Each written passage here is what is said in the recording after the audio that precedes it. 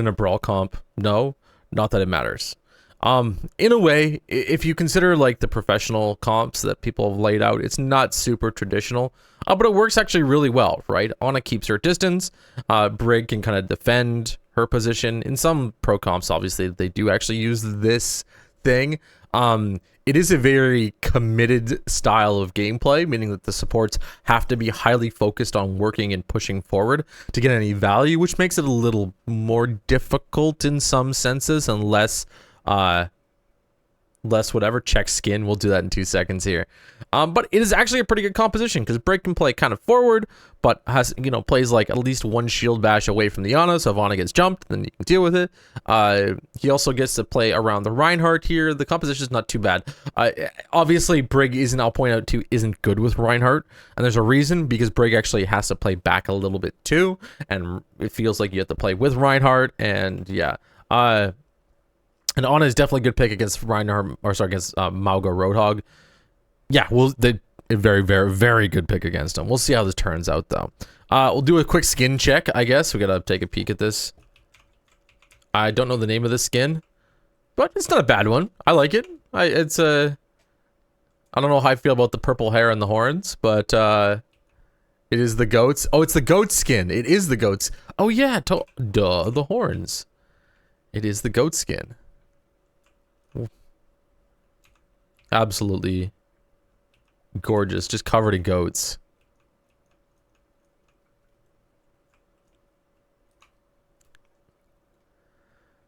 The one that destroyed Overwatch. Okay. So now, question. And we're just going to think about this in terms of our team composition. Who are we going to be supporting the most when they go in? Who is our focus? When we take a look, pretty simple, it's your Genji, right? There's no question about it. You should be throwing health packs at him. He's going to be needing the health. He's going to be needing the extra support. You're going to be keeping people off him too. So if some kind of melee character runs into his range, whip shot, you want to keep them away. And then generally too, you want to keep the heal passive up, your Inspire going, so that really the Genji gets most of the support. Now having Inspire up too for Reinhardt and Zarya is really going to help, especially too as Zarya has her shield health. That kind of stacks the amount of passive healing that she can get by stepping out of the fight. I think shield health is good passive healing. I think passive healing is bad passive healing. But reasonable comp so far. One second. Was Ball played in Goats? Yeah, you basically started playing Overwatch 2. Goats was Goats. Goats just dominated everybody and everything, and there was no Ball. Ball, you could kind of get away with it. I think it was, what was it? It was Ball Doomfist Sombra, I think, was the answer to Goats. I think. But don't quote me on that. And you had to be very specific with it, but yeah. Goats is very dangerous. Link, 1 second here. Post the replay in video. And sorry, 1 second here. And jump into chat. Excellent. There we go. Okay. So overall, we're a little bit of a weird composition, but an okay composition. There's actually quite a bit of synergy between the teammates. Looking at the enemy team, there are gonna be a few people. Of course, you got to look at web shotting, things like Venture, people who get up in your face really easily. Venture is obviously the one that you kind of focus on. Genji too is another one. Maybe Kiriko if she's bouncing around and doing stuff. But and you really want to make sure too that you have your Inspire up while Mauga is shooting. 1 second here. I'll be on for a few hours. So just to kind of get a voice crack, just to kind of get an idea about about like what our goal is with Brig. Now I want to try and run through the first fight. We'll try not to pause too much unless there's any like big sins that I'm seeing. And keep in mind too, I really want us to focus on this, okay? The best thing about getting better, the easiest thing about getting better is finding the things that you are the worst at. Hey Aether, welcome in, welcome in. Thank you for the follow. You always want to find the things that you're the worst at and stop being bad at them, right? That's the easiest thing to do, right? You want to get rid of the bad habits. And then what that will allow people to highlight the good habits. So there's a lot of players that will spend hours and hours and hours in the training range shooting bots, getting the exact flick down, the exact aim down, and they do have grandmaster levels of aim on, let's say, Widowmaker, but they're stuck in platinum. And I know this, and I've seen people, and I know this for sure, that are like silver players in game, but they have actual GM level aim, but they throw games like crazy because their game sense is absolutely freaking terrible.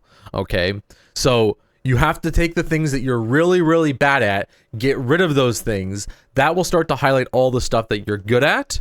And even then, once you get rid of all the bad things and you're just shining with the things that you're good at, you want to take those things that you're now okay at and not bad at anymore and refine them. And then once they become better at everything else, then you can work on those skills that you're not, that you think that you're good at, right? It's an efficient way of getting better. You don't just focusing on one thing doesn't really work that well. You want to focus on the worst thing. So we're going to be focusing on Dostre's worst play. And not, like, there will be lots of things that we can point out, but I'm not here to point out every single issue. I'm here to point out what Dostre's biggest issues are. Prime subscription will be available May 28th, but not available yet. Amazon is scamming you. I know. You think flats say that the only difference between a master and player and a GM player is the mentality? I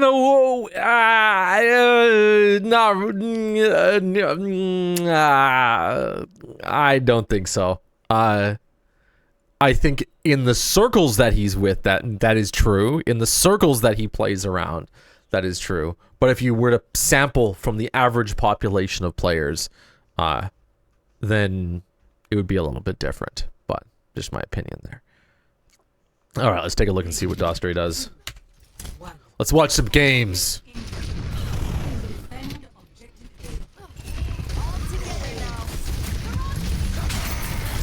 Misses whip shot. Ryan's got to back up. Plays safe. Okay, I like this. I don't know.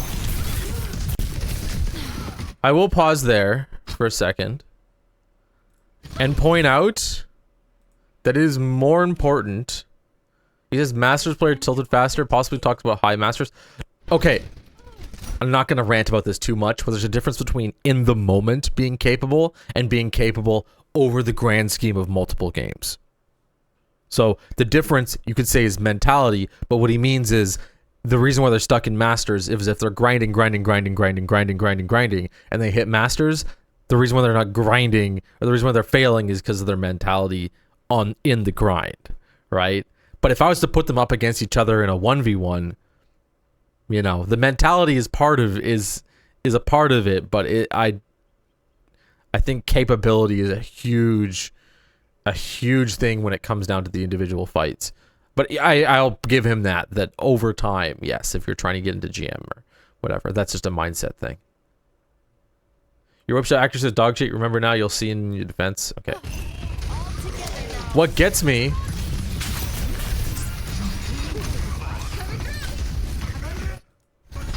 is your whip shot. The purpose of your whip shot is to like respond to what the enemy is putting on you, right? These are incredibly aggressive whip shots. And really what the enemy team is doing is just like dodging them and backing out. What you want to do, and your best whip shots are the whip shots is where the enemy is now engaging on something. They looked at something, they engaged, they're like, I want to kill that thing. And then you whip them in the face and that gets rid of them, right? Like, we do go after the Genji, but what makes it easy is whip shotting when the Genji goes in. Very risky here. Those random whip shots out to hit the Roadhog, that's okay. That's okay. And I know Aether's lurking. Aether, if you're lurking at all too, and you got some good Brig tips, please give it in here, because I'm just going to be pointing out the easy stuff. I'm not going to be pointing out the kind of things that he could do to refine his play overall. They're okay, but they leave you vulnerable to the attack after that, even though there's like passive healing that goes on, right? So just be really careful that it's kind of like a random sleep dart. Whip shot should be used on cooldown to build ult, in your opinion. All right. There was nothing terribly wrong with that. All right, we can do it, well, as long as Dust Ray actually hits him. So we'll take a look. I'm really curious of your opinion overall. We'll watch this out. I'll give my opinion. You can tell me how wrong it is, and then at least at least from there, and then and build it. Because I do agree. Like actually, I do agree about keeping it constantly on cooldown, especially too with the passive healing coming out and everything like that. The random whip shots into the back, and that's probably too, I want to point out why he's missing so many, is they're not very controlled, not very, I think they're just like yeeted out there. But we'll take a look and see. So, but you're not playing against dives, it has no other purpose. All right, we'll take a peek.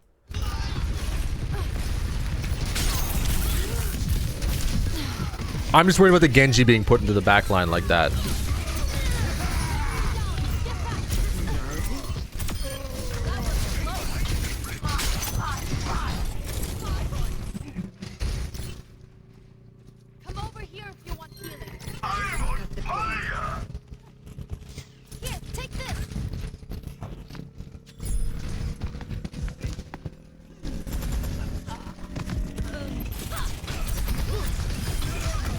This is what kills me, and it's very, very, very simple stuff.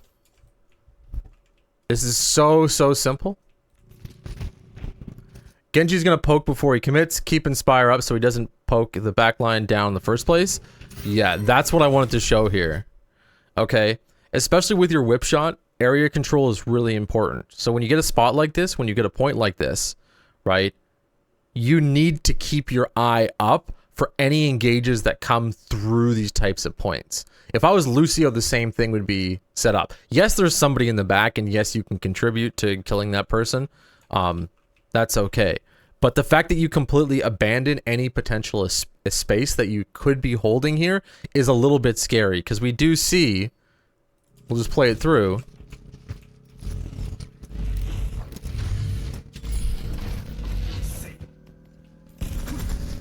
Right? That's a free whip shot.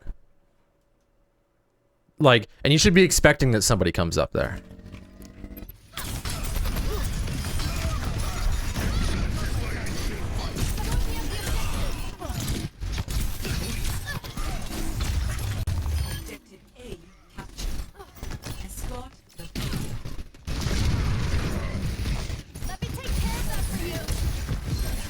Nice. There we go. That's a good boob.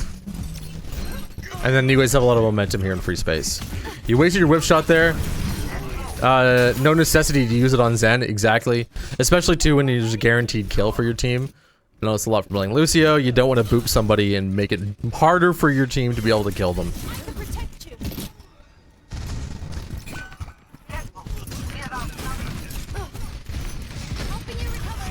And what we want to see, and what we can get to refine with, we want to see intent. That's a big thing with every single whip shot. Like, you want to have some kind of purpose, some purposeful setup. And so exactly as Aether said, it's like, Genji's going to poke before he, I'm going to reread it because it really is important. Genji's going to poke before he commits, keep Inspire up so he doesn't poke the backline down in the first place, right? There's an intent with the whip shot, right? There's an intent with keeping your Inspire up. It's so that X, Y, and Z doesn't happen. What can happen a lot when playing support, especially, it's like, why are you healing? Because there's damage coming out, right? We want to have a little bit more of a complex view as to like why we're going to whip shot something, and as to why we're going to be setting up in a very specific way. It's very analogous to Anna's sleep darts. You get clapped there. Wait. Yeah, this is funny. Hold on. Oh.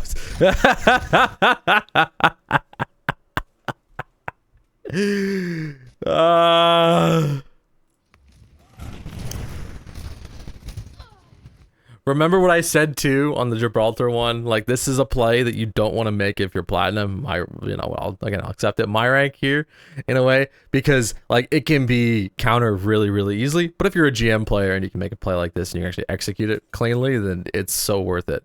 But I re-peek it and end up getting screwed and get punished for it. Oh my. What I stumble into. 6v6 glory. Okay. Absolute 6v6 glory.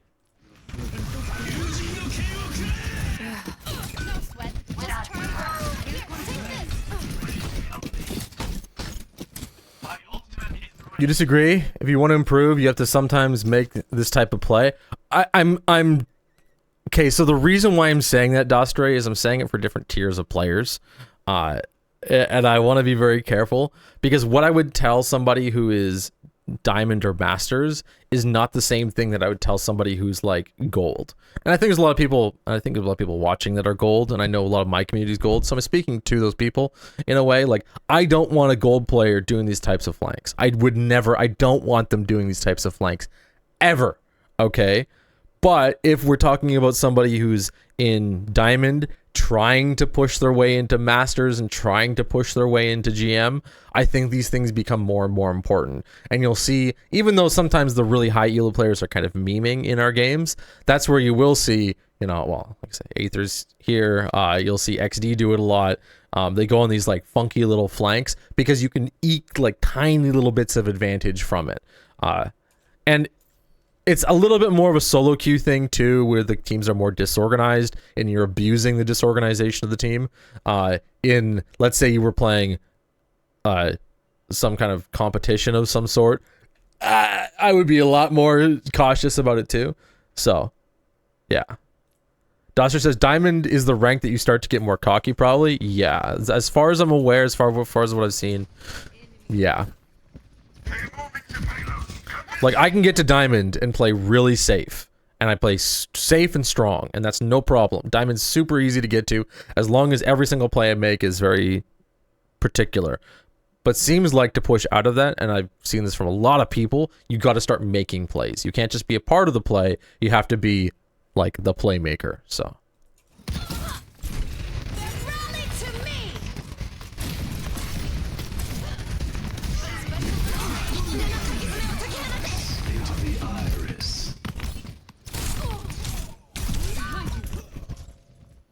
A little bit too aggressive, your Reinhardt died. Not really worth it.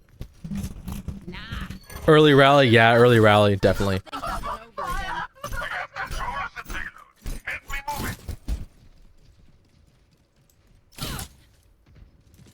Nobody with you, yep. We could take a peek at that, but I think that was pretty obvious. I should have mentioned that.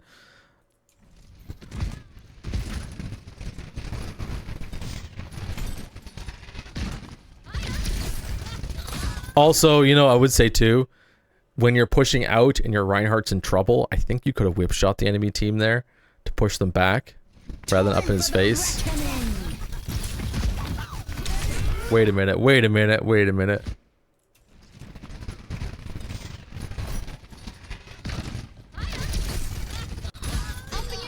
Time for the reckoning.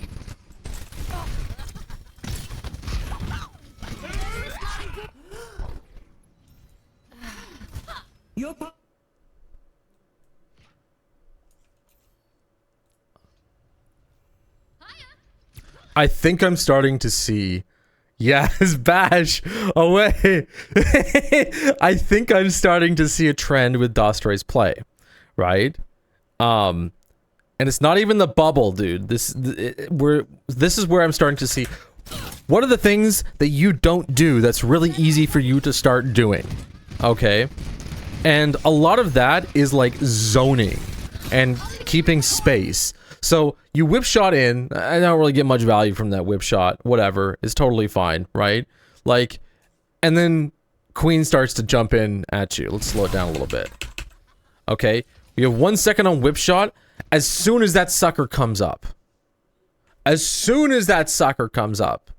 you know exactly where she is. Right? And then she'll bash your ass in the other direction. Right? Get your ass out of there.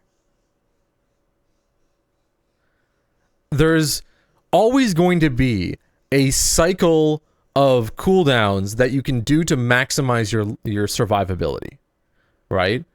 And a lot of what happens when you're in a higher elo is you're looking at the enemy team and you're going, what are they going to throw at me? What do I have to use to like not die to this shit, right? And if you ever die with these cooldowns, you're throwing. You're throwing. And this is something too you'll see from coming from Wrecking Ball, but it's going to happen with a lot of other players and other characters too. And you're not min-maxing this because Wrecking Ball doesn't have to use these cooldowns in the same way that a support has to. A support has to be very like particular and has to go like, okay, this is the person that can kill me and this is the person that can kill my team, and you know, these are the cooldowns that I have and this is the minuscule little tiny bit of value that I can pull from these situations, right? Why are you standing here staring her down? When you have all of these options. Genji's to the left. Of course, that's really sketchy too. You're getting double jumped right now. And you have multiple options at the moment to help yourself get out and to survive. Now, this is where I want to pull out what is the thing that we're consistently saying that I want you to work on. And we're going to keep watching this game. I'm going to let it run a little bit more too, so we can start like, we'll just kind of like live cast a few things. I try not to focus on, I'm trying to stop too much.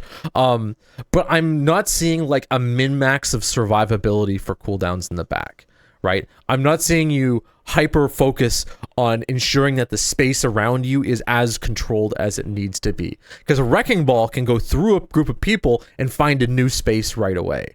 Wrecking Ball can launch his way through, smash everything, break it, win, you're good to go, and he finds a new space and he's safe. Brig and other supports cannot just get their way. They don't have free space. They don't have free repositioning. So you have to make sure that the positions that you are in are the strongest possible, and that all of your cooldowns are maximizing your survivability for that section. Aether says Brig specifically is really fucking hard. Yes. Yes. Yeah, absolutely. And Brig has a lot of slow passive value, where if you take a character like Ana, you just sleep the motherfucker and then you can kind of run away, and Ana's still, and you have range, you can shoot somebody from a distance, you have all these different things. But Brig is very much this smaller, very much this very positioning, very cooldown focused character. And then eventually you get nanoed, and we're putting a lot of value into you that probably shouldn't even matter. You have to put in 3 times more effort than Lucio just to get the same value. I'll agree with that. I'll concede to that one. Oh my god, the Brig tech! Look at that! Look at the Brig tech! You want to see that again? I don't think Aether, that from that response. Holy sh!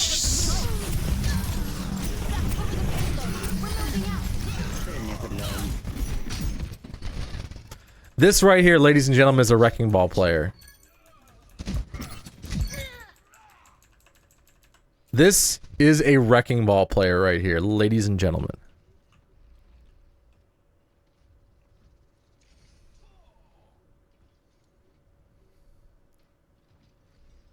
What happens? How do you... we're gonna have to like... How does that even work? You just like teleport up.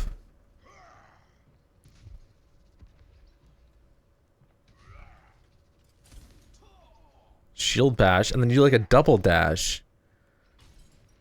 Do you pull your shield up again there and then drop it?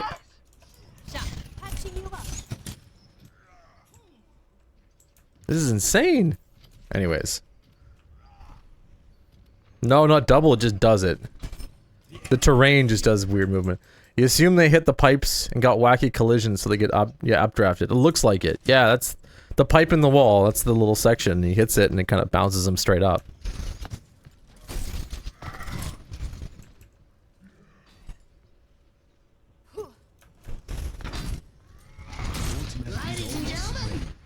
I don't like the fact that you're letting the Genji get free spam on you. You shouldn't be doing this at all. Just wait until your team makes an engage. Because your Genji will 100% beat their Genji with an extra little bit of health packs. Oh, your whip shots. They're killing me.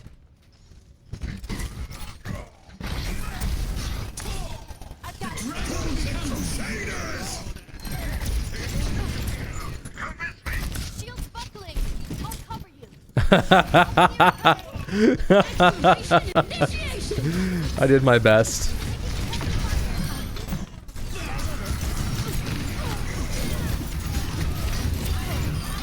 Blah, blah, blah, blah, blah, blah, blah. So I think if you optimized your cooldown usage a little bit more, Dostray, you would get like, there's no metric, but twice the value. You'd be twice as much of a valuable player. You'd have more uptime on your Inspire. You'd have better positioning. You'd have better survivability. You'd be countering more of the enemy cooldowns.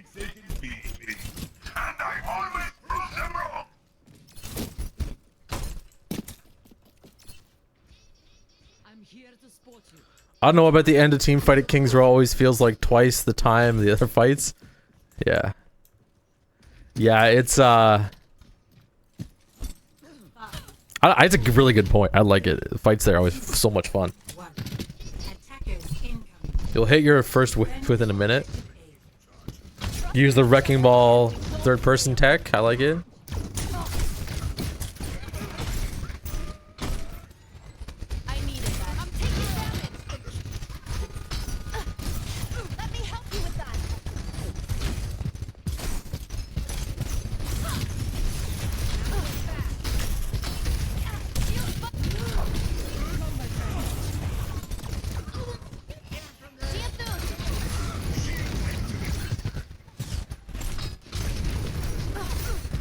Tempted.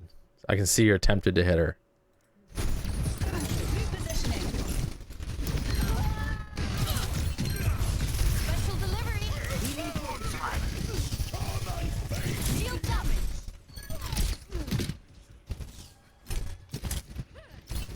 Get healed here. Come here. I'll heal you up. 1 minute on a single whip. There's gonna be something much larger to that. Right? There's going to be something where you're not, like, we can optimize the whip if we want, right? There are things that we can watch for. And to make shots like that easier, the option always is to wait for the enemy to make a play on your team. You're doing very aggressive, like, I'm going to call them blind whip shots right now. I used, like, yeah. Or, well, actually, they're naked whip shots. Actually, it's very, yeah, because it's like a naked sleep dart or a naked ultimate. A naked sleep dart or a naked ultimate, for those who are not familiar, is an ultimate or a cooldown of some sort that is used without any other cooldown or prompting, right? It is literally just a cooldown that is thrown to engage or to start something, and nobody else has set anything up, right? An example, a very clear example of this is the blade. If you just throw blade out, that's a naked blade. But if you have a nano in a blade, you got nano blade. If you have a grav in a blade, you have grav blade, right? You have these combos that give your ultimate or your ability clothing. So I think a lot of your whip shots are naked whip shots. They're shots that, like, they have nothing else that's going with them. So we can focus a little bit more on, like, the events. When should you whip shot? And as Aether said, you keep it on cooldown to get ult as quickly as possible, or keep it off. Use it all the time to get ultimate as much as possible. So what you're gonna have to do is keep an eye out for all of the different situations that you want to quickly use it to make it as easy as possible for you to hit those whip shots, right? So just yeah.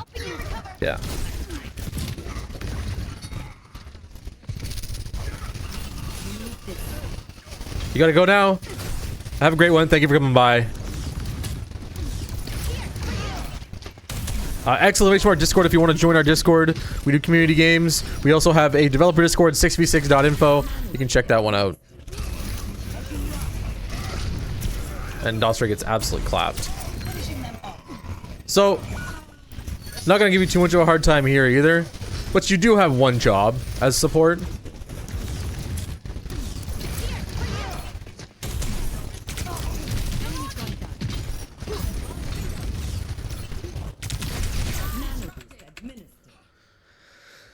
And the one job is to survive. And how do you survive? You just don't get seen.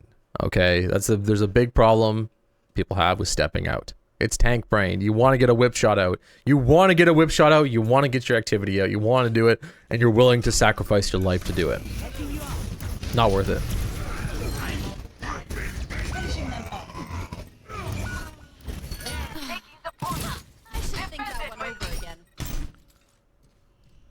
Either this is partially your Zarya's fault, to be honest.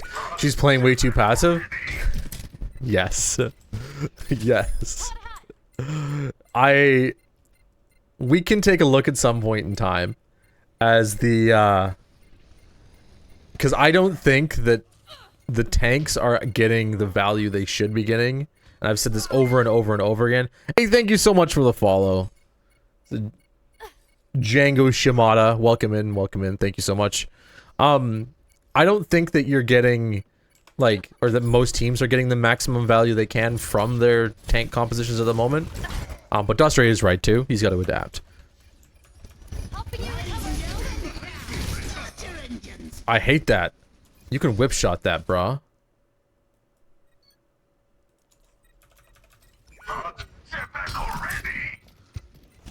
I remember this very clearly. And if it's not that important anymore, Aether can correct me for sure. But if I see an Echo floating around in the back, and I am making a slow, whip-shotting her ass back into her team can be the difference between winning and losing a fight. And you didn't even try. Didn't even look at her. Didn't even think about it. Didn't even, like, kills me here. And this is where a lot of that space control, I think, is not being applied, right? To save your Rhine exactly. Like, you're focused so much on this, like, frontline thing and not really, like, hyper-focusing on the control that you need to have in terms of positioning. You're out in the open in a really sketchy spot. Your Rhine's getting jumped, and all you can do is kind of hit him with packs. And then... And you don't even have your cool... You're like... The big thing is the Inspire, right? Inspire's not up. We're having a rough time here right now. Oops.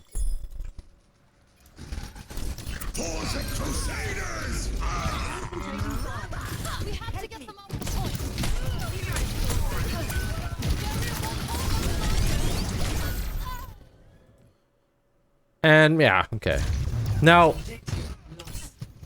you can attribute the loss of the fight to the faults at the start. I usually don't like to try to focus on the end of the fight, and playing for the end of a fight is a real skill, right? Like learning how to play when the game fails, when your team fails, and then still winning the fight is still a skill in itself. But I don't think that's the most important skill here right now, so we're not going to really worry too much about how the rest of this fight turns out. You do put yourself in a weird spot. There is a bunch of other small things that can be built off of that, but the initial fight was so... You're just... I don't know what you're doing. You're searching for... Or you're panicking, or I don't know what you're doing.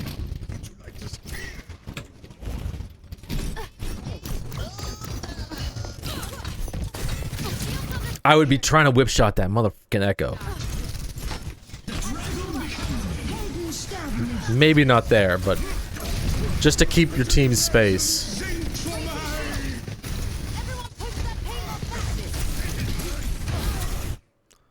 Very small things too, and I wasn't gonna pause totally, but I really want to make this super clear. Your team gets engaged on like this. What should you be thinking? Alright, class, in chat, all at once, what should you be thinking as your team gets fluxed and you are on the ground?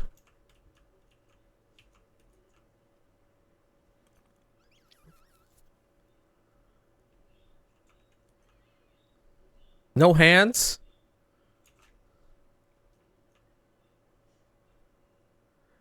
Don't stand in the corner, first of all. Yeah, yeah, oh yeah.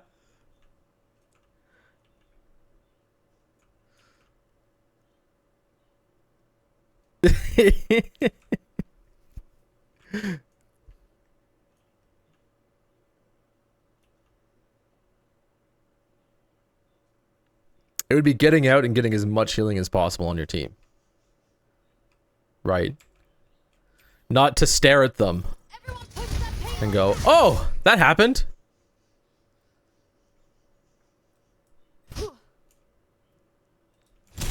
Let's slow this down. Okay. So you survive. Woof. And we pause. You have shield bash and you have whip shot. Right? We're gonna keep... It's gonna come down to more and more of this, Dostray. The more games we look at, and this is the support... This is actually, no, this is you having tank brain and not having support brain. Right? Support brain right now should be get the f out and get as much healing on my team as possible. Tank brain is, I'm gonna stand here and wait for somebody to do something. Everyone push that payload back. Yay, someone did something! Now we can do stuff. Right? The times when tanks are waiting and tanks are prepping and waiting, it's Mark the Doom here. Exactly! Are the times that you should be doing your most as support. Together now. Rally to me. I like the recovery. Aether said he doesn't, Mark the Doom here, he doesn't capitalize, but make sure he doesn't get to your backline while your tanks are fluxed. That's a really, really important one, right? When we talked about, and actually adds to the consistent theme of using your cooldowns to counter when the enemy is doing other things. Because let's say your Reinhardt is being jacked up into the air, you can see their Doomfist prepping. I'm not going to go back. We can just kind of get an idea from it, right? Their Doomfist is prepping to go in. So when is your team most vulnerable? When they're being fluxed. When is the enemy team kind of the most vulnerable and focused on something? When your team's being fluxed. When is the most important time for you to make a play on the enemy team? When your team's getting fluxed, right? Like, it's... You really want to avoid just standing there and playing the tank game.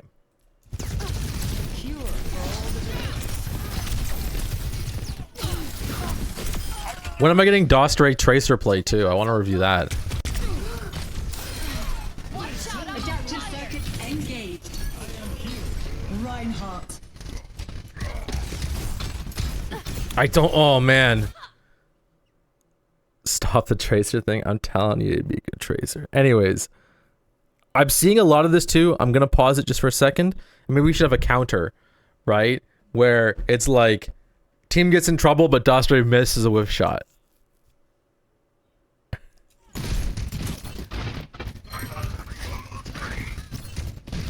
Special delivery.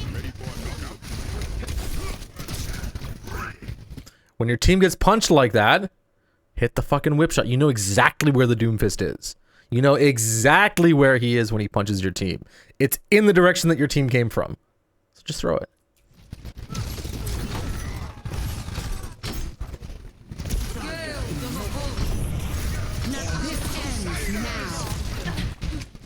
When Moira ults, you also want to get the whip shot off. Like, it is crazy how much value you can get when enemy team does X, you hit whip shot. Like the amount of countering that can happen from that. You can probably pretty much counter the entire Moira ult by hitting a single whip shot.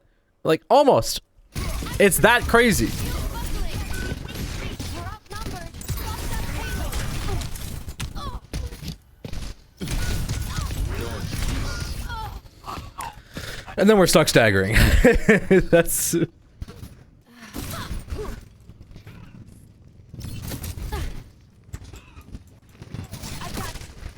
under attack.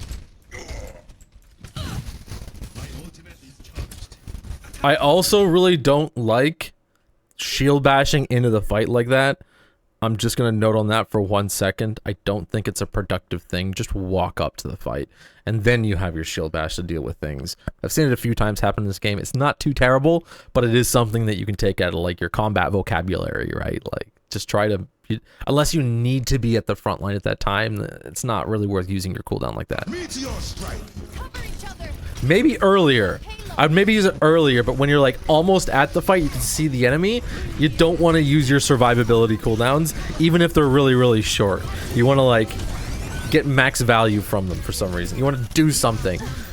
Shield bash forward to save somebody. Shield bash forward to get a whip shot off. Shield bash forward to block something. You want to do something with it. Not just shield bash forward to like get into the fight. I like this, beating up Doomfist, alright.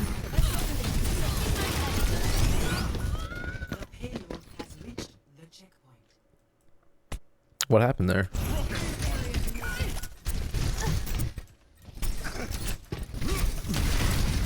We're beating up Doomfist, okay.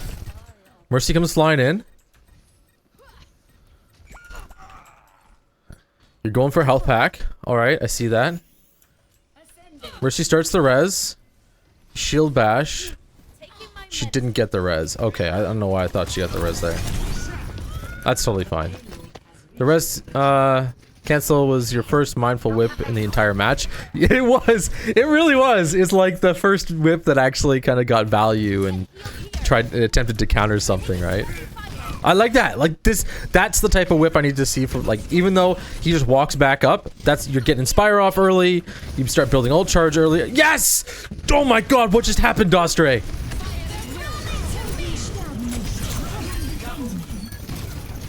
Oh. Oh no, can't whip shot his ass. What just happened there?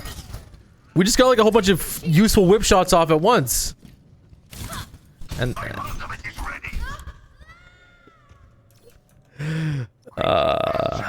let's move on.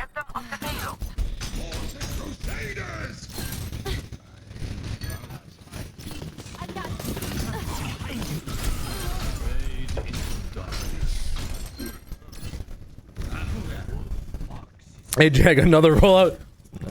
He's scared now. You can see he's nervous. Don't do it.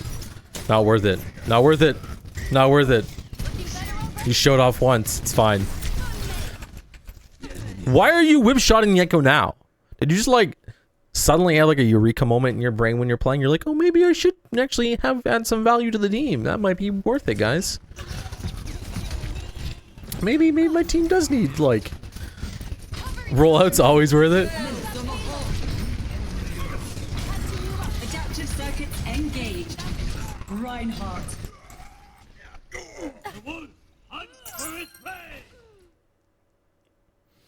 This is the Lucio in me.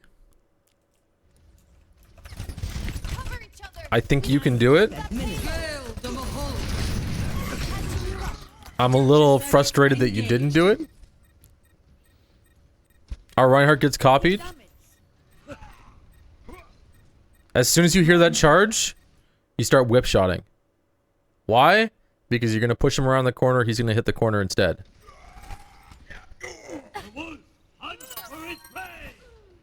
As soon as you hear it, right? Like, it's a projectile, so it's got an extra second to get there. Well, as soon as you hear it. As soon as, like, you want to react, you want it to be like an instant reaction. And I want to hear, like, you should have an instant reaction to a lot of different cooldowns that come out, especially with Brig's whip shot being on such a low cooldown all the time. I want to you want to be able to hear it, whip shot, hear it, whip shot, hear it, whip shot, hear it, whip shot, hear it, whip shot. And make that kind of like a regular thing in your brain, because there is a lot of just throwing cooldowns around. Even there, like, throwing it into his shield, there's a bunch of...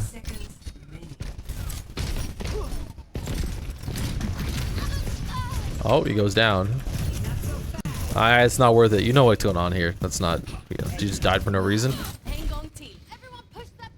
That's like a silver death. That's like... I'd be like... That's something I'd see from a silver player. I like a good whip shot. Good shit.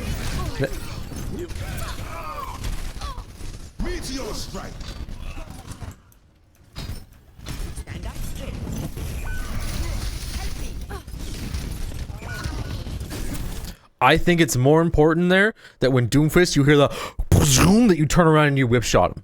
I know you're doing a lot of like decision making at this time, but you hear the whatever the heck it is when he lands, just whip shot his ass. Because it screws with him, right? He's on his way down, one, you get the extra passive healing for your teammates who possibly just got hit by Meteor Strike, and then two, he's got to look around and go, oh, where am I? What's going on? I'm booped around, and then make a punch, right? As opposed to him landing exactly where he wants to and then making a perfect punch out.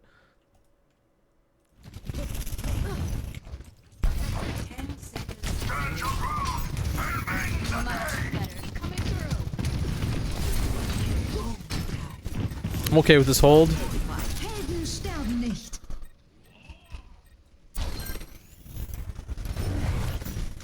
2, 1. You have whip shot. Reaper does this little flanky bullshit. You whip shot. 4, 3, 2, 1. You hear him stomping around. Ah, you should have whip shot his ass there. Helden sterben nicht.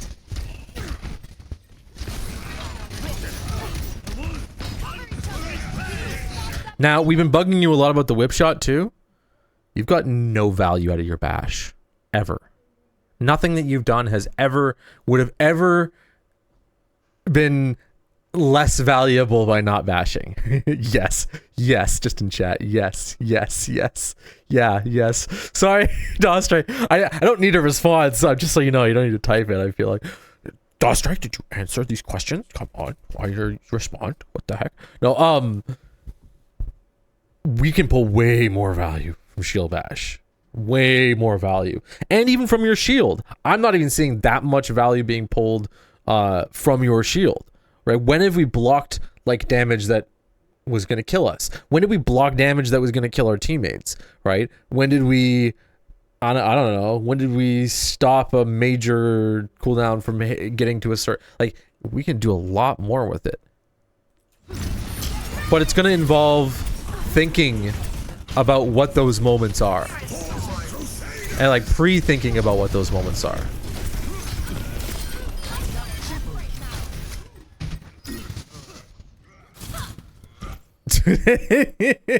Game over. Good job. I do think our, like, we can pull this out to a tank diff. I'm gonna point that out. Our tanks were, my team's tanks were a little bit not as and but also too, anyways, I've made some beam plays, that's totally fine. But you can pull a lot more value, right? This is where the level of potential play for Dostray can go from, you know, being a mid-average Brig player. He's kind of like he's a good average Brig player right now. Keeps healing up, keeps whip shots up, knows what needs to happen with major events, in a way. But yeah, he's got a lot in terms of like refinement and making sure that those cooldowns are being used for exactly what should be used. Now,